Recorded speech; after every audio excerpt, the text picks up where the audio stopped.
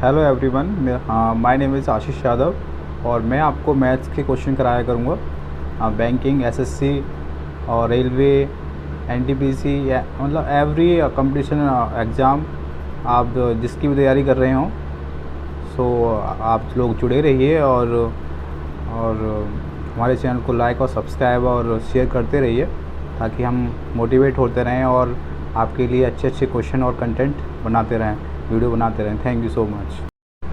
Hello guys, मैं आपको आज बैंकिंग के कुछ मैथ्स के क्वेश्चन कराने जा रहा हूं जो प्रीवियस ईयर में पूछे गए हैं। आप ज़रा इसको ध्यान से देखिए और मैं आपको शॉर्टेस्ट से शॉर्टेस्ट मेथड में कराऊंगा। Okay, so let's begin. हम फर्स्ट क्वेश्चन देखते हैं। A train can cross a pole in 45 second. The speed of the train is 72 kilometre per hours. If the speed of the train is 54 kilometre per hour, then how much time it will take to cross pole by the train. Hindi में भी मैंने लिखा हुआ है। और rail एक खम्भे को 45 सेकंड में पार कर सकती है। रेल की गति 72 किलोमीटर पर घंटा है। यदि रेल की गति 54 किलोमीटर पर घंटा होती है तो रेल द्वारा खम्भे को पार करने में कितना समय लगेगा। तो ये कुछ डिस्टेंस जो हमारी है ना, डिस्टेंस इसमें जो है हमारी सेम है, कांस्टेंट है। क्या है? कांस्टेंट। तो हमारा जो स्पीड और टाइम का जो रेशियो होगा वो इन्वर्स होगा। क्या होगा? इन्वर्स। तो स्पीड हमारी दे रखी है 72 और 44, तो इसको हम रेशियो लेंगे इसका, तो 18 4 जा 18 3 जा, है ना। तो इस और टाइम का रेशियो आ जाएगा 3:4। इस 3 की वैल्यू हमें दे रखी है 45 क्वेश्चन में, 45 सेकेंड, है ना। तो 3 45, सो 1 की वैल्यू कितनी आएगी? 15। तो 4 की हमें इसकी वैल्यू निकालनी। किसकी निकालनी गाइस? इसकी वैल्यू ना, क्योंकि ये पूछ रहा है कि वो मतलब कि 54 किलोमीटर पर हावर में कितनी देर में, कितने टाइम में वो खम्भे को पार कर देगी। तो 14 × 15 = 16 सेकेंड। ये हमारा आंसर निकल आया। आइए हम अपने सेकंड क्वेश्चन पे आते हैं। या invested rupees X and B invested rupees X + 800 in a business. After a year the profit earn from the business is rupees 6800। If is shares in the profit is rupees 3200, then find the value of X। एक व्यवसाय में A ने X रुपये का निवेश किया और B ने X + 800 का निवेश किया। एक वर्ष के बाद व्यवसाय में अर्जित लाभ 6,800 रुपये है। यदि लाभ में A का हिस्सा 3,200 रुपये है तो X का मान ज्ञात कीजिए। तो हमें यहाँ पर X की वैल्यू निकालनी है। तो A और B ने X किया है, इस X + 800 किया, ये इन्वेस्टमेंट है ना। और जो हमारा प्रॉफिट का रेशियो है वो कैसे आएगा? प्रॉफिट का रेशियो, तो यहाँ पर क्या हमें एक चीज़ दी हुई है कि ए का जो प्रॉफिट का जो हिस्सा है वो दे रखा है। कितना है? 3200। कितने में से? पूरा लाभ हमारा कितना है?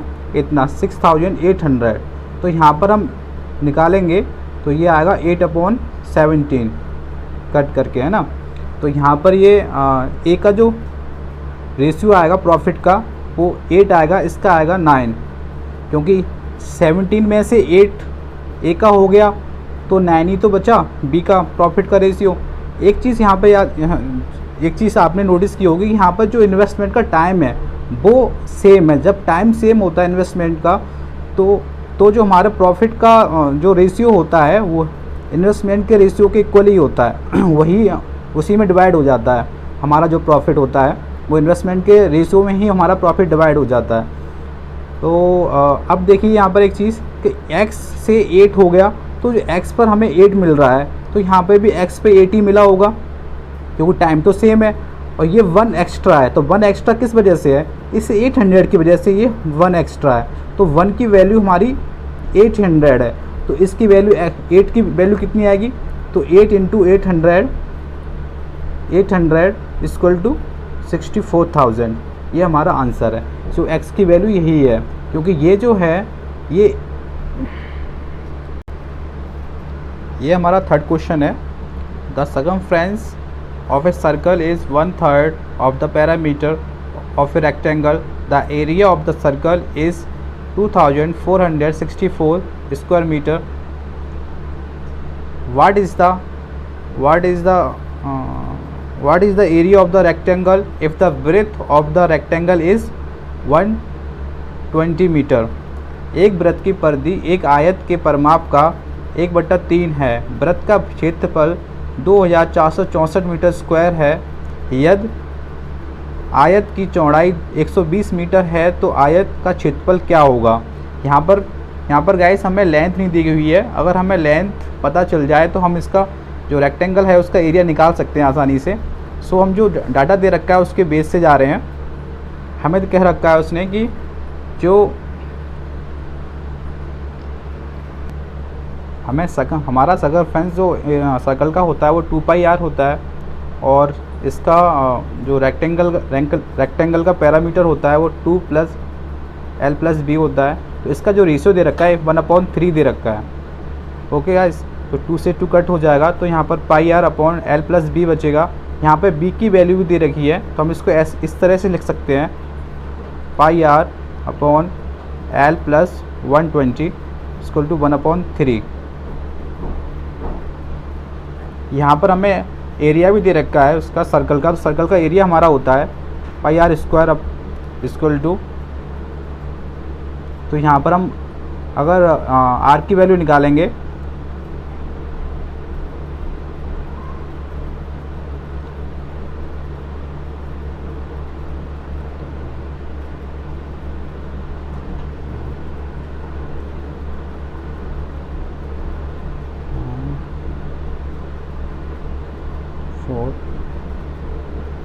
है ना, तो r की वैल्यू आएगी हमारी 28। तो अगर 28 को हम इस जगह है ना r की वैल्यू को अगर इस जगह रख देंगे तो ये हो जाएगा हमारा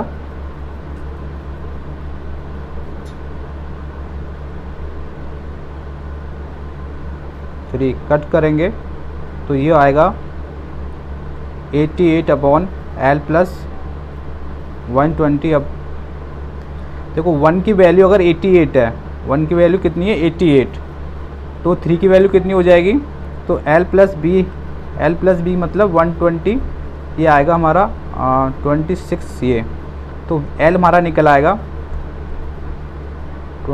-120 = 144।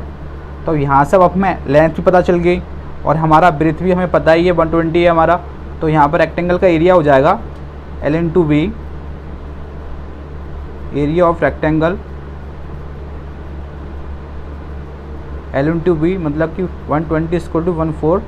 तो यहाँ हो जाएगा 12 हो जाए 48.280, ये हमारा हो जाएगा। Okay guys, thank you. अगर आपको हमारी वीडियो अच्छी लगी हो तो लाइक करो, सब्सक्राइब करो एंड शेयर करो। Thank you so much.